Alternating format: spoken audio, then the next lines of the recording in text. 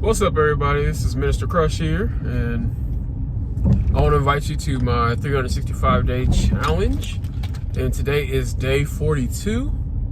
And the thing I want to talk to you about today is when I was doing my studying, going through the Bible, I was looking at the story of David. And David is one of my favorite characters in the Bible. And what I loved about David is he was about his father's business. Even when people weren't looking, even when people were not gonna know what he was doing or give him the credit, he was still about his father's business. When Goliath came up against Israel, or it was the Philistines that came up against Israel, and everyone was afraid to go and fight, and because they had this giant named Goliath. Goliath was about 9.5 feet tall, and they were at a standstill for weeks, for quite some time. And the thing about it is, it was going so long that Goliath did what usually they would do sometimes, is we'll bring our greatest fighter, you bring your greatest fighter, and those two will just fight. And this is a winner take all. We play for keeps type thing. If you lose, we take all your women, we take your cattle, we take your houses, your gold, your treasure, and you become our slaves. And then vice versa, if you guys win, you take our women, our cattle, our houses, and we become your slaves. But yet nobody wanted to go fight Goliath.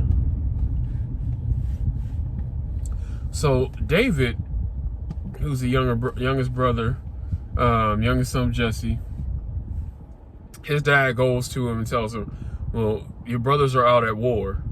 Go take some food to them. And so he goes and he brings the food to his brothers. And one of his brothers sees him and he's like, why are you here? Like he kind of, chastises him. He's like, you're just being so wicked and evil because you just want to come and see a fight. And we all know David is looking around like, ain't nobody fighting. What are you talking about? I ain't come here to see the fight.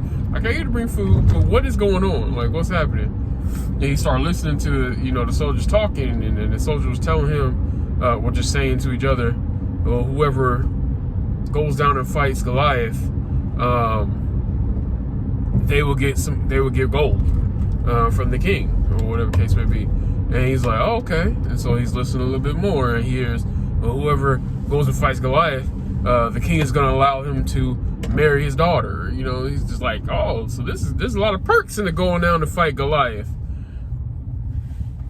But nobody was willing to go down to fight Goliath. And David goes and sees, and he hears Goliath down in the little, because you got two kingdoms or two armies, one on this side, one on that side, and they kind of go down to like a little pit, and that's where you fight.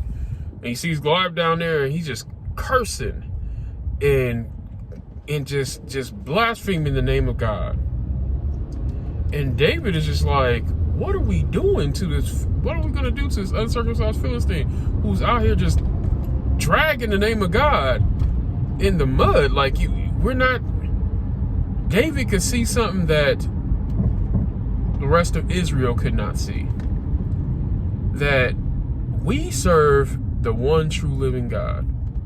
The God who is all powerful.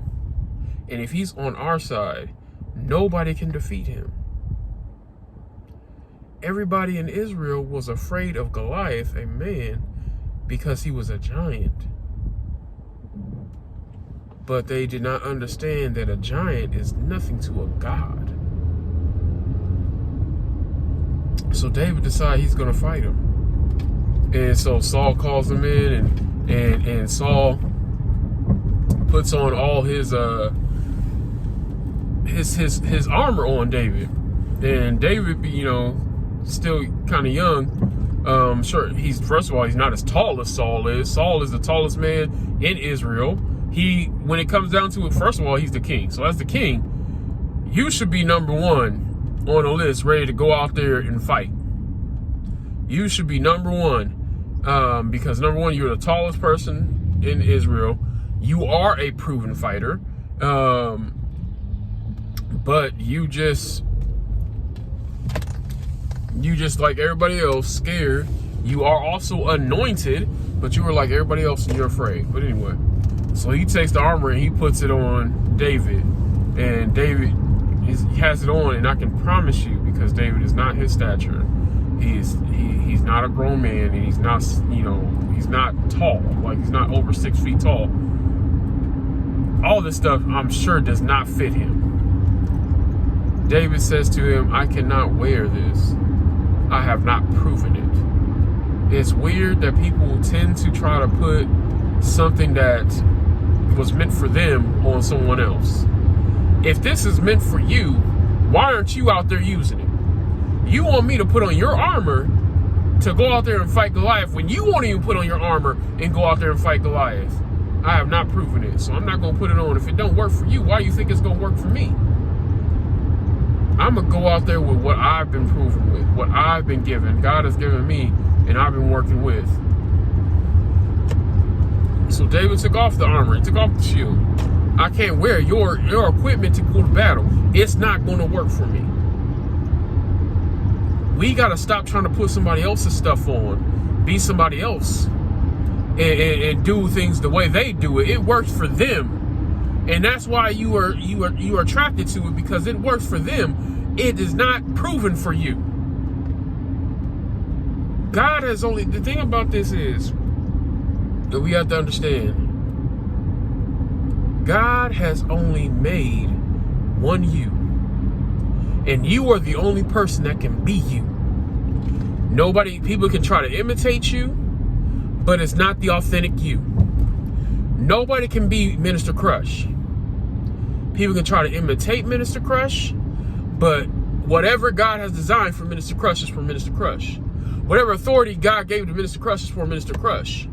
Nobody can put on Minister Crush because they have not proven it. They have to be them. You got to be you. And when you decide that you're going to choose to walk in your anointing, in your calling, whatever God has designed for you to be, and be authentically you, I'm telling you, you're going to slay Goliaths in your life easily. David went out to the brook. And I know I shared this before, but David went out to the brook and grabbed five smooth stones for his slingshot. The reason why he grabbed 5 smooth stones was because David had enough confidence in himself that he only needed 5, because he knew Goliath had 4 other brothers. And so when I take Goliath, one of them other ones, if they want to run up, I got 5 of them for them too. Each one get 1. That's how much confidence he had in his abilities that God had blessed him with. David went out there and fought against a giant who is 9.5 feet tall. Somebody who was 3 feet taller than Shaq.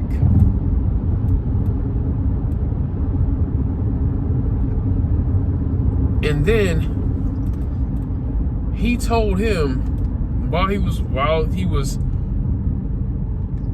slinging insults at David, am I a dog that you send, that you send a child to fight me? Like, no. David was telling him, like, hey, you weren't there.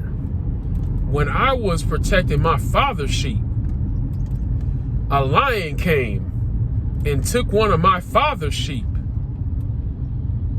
And I hunted him down and grabbed him by the mane and slew him and got my father's sheep back.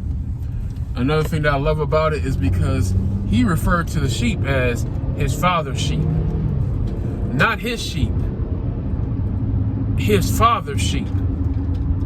He knew who the sheep belonged to. Even though he is his father's son, he still has the rights and authorities, and he has the benefits of being the son of the father. So he understood those sheep could belong to him too, but he referred to him as my father's sheep.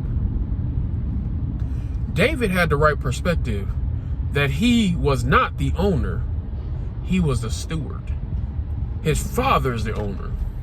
A lot of times we don't have that same perspective when it comes to our life, our family, our finances, our job or career, our business. We don't look at it as our father's business. We don't look at our body as our father's body. This body belongs to God. It is not mine. This body belongs to God. And when I realized that, I started doing things to put myself back in order, because I had my whole life out of order. Because I thought this body belonged to me. This body was over 400 pounds. Because I thought this body would belong to me, I was out there eating anything. Whatever looked good and tastes good, I was eating it. Whatever looked good and tastes good, I drank it. Because I thought this body belonged to me. This body belongs to God. I am a steward in this body. I was blessed with this body because I was given it by him. And if I did not create this body, it does not belong to me. God created this body. It belongs to him. And we need to treat it as such. That's why I am doing things to get my life back in order so I can be in shape. David understood that his assignment that he was given by his father. And he has to be about his father's business. And he was about his father's business when nobody saw. Nobody watched. I promise you, his brothers had no idea. Their little brother was out there slaying lions. He said a bear came and took one of my father's sheep. I hunted him down and I killed him too. So while David was out there proving himself, while people can't see, in the shadows, not in the shadows, but like in secret, when people can't see, when it came time, the test came, he proved himself easily. I slayed a lion. I slayed a bear. What is it to me to slay a man? That's why it was easy. One stone is all I needed. You came running at me while David was running at him with his slingshot. Slung one rock, smooth, clean, right in the middle of the head. And that rock sunk in. The stone sunk in.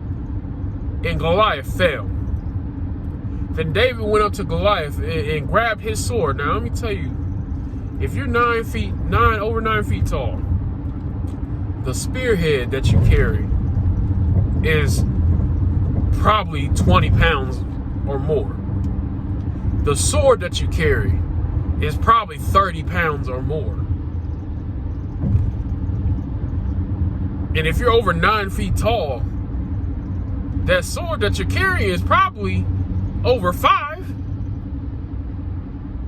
And he grabs his sword, because David ain't got no sword. I got my slingshot. And cuts off this giant's head with his own sword. David didn't have no fear. Why? Because he proved himself. You gotta be a person who was willing to be about your father's business in secret, when no one is watching, when no one sees you.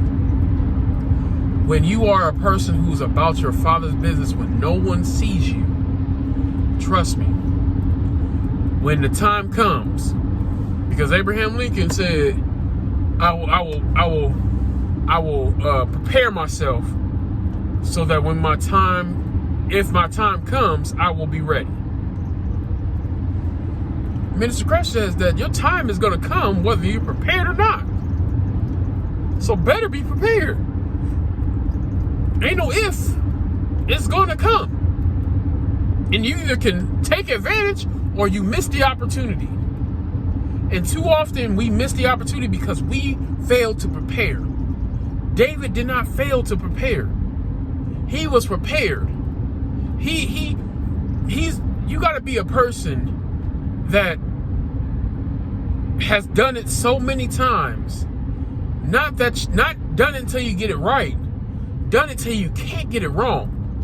David has slung that shot, that slingshot so many times that he can't miss the target. He has to purposely try to miss the target in order to miss the target because he's done it so many times. It was effortlessly. He killed him effortlessly. That does not happen by luck or by chance or happenstance.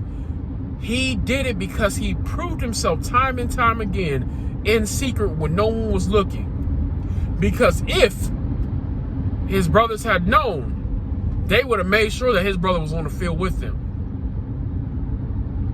If they knew what he was doing while he was caring for his father's sheep, what he had endured while he was caring for his father's sheep, they would have been the first one saying, "No, David got him. My little brother got him."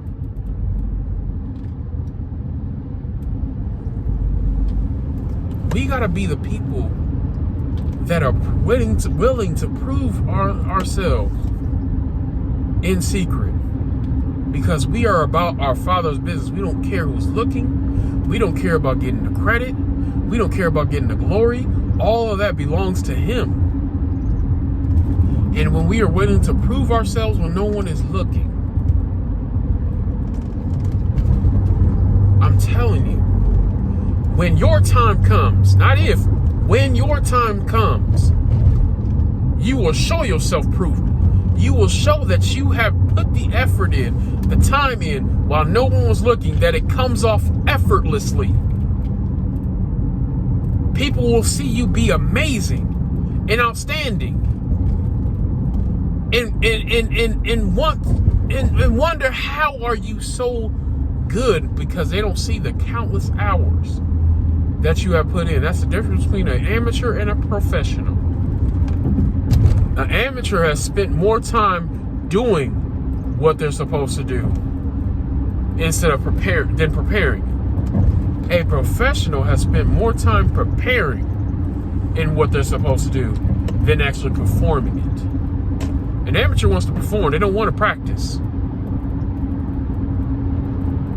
And I'm not saying a pro wants to practice, but a pro understands that practice is necessary in order for me to perform. It is necessary that I have to practice way more than I perform. Because if I practice for 100 hours, it would be easy for me to perform for one. If I practice for 100 hours, 10 times more than I perform, it's easy for me to perform one. One, easy. I can't get it wrong in one. But an amateur wants to practice 1 hour and then perform 100 times, 100 hours after that. And I'm gonna tell you, it's gonna look bad. It's gonna be bad for a long time, because then you're trying to get it right now, instead of practicing to the point that you can't get it wrong and then showing yourself approved.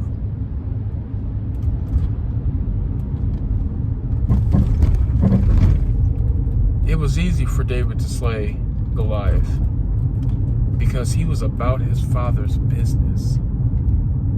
Being about your father's business means that I'm doing what my father commanded me to do.